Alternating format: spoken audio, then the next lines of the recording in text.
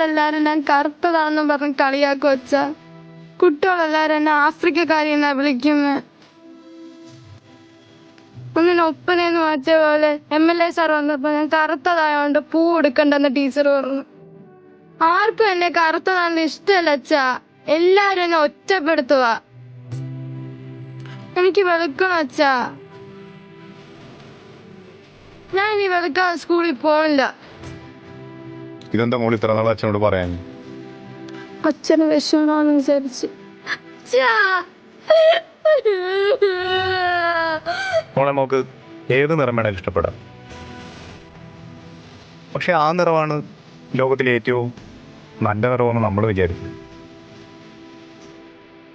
അങ്ങനെ ഒരു നിറം ഈ ലോകത്തില്ല. എല്ലാ നിറവും നല്ലതാണ്. ഇന്ന് നീ കണ്ടെത്തിയ ഉത്തരമുണ്ടല്ലോ, അത് തെറ്റാ.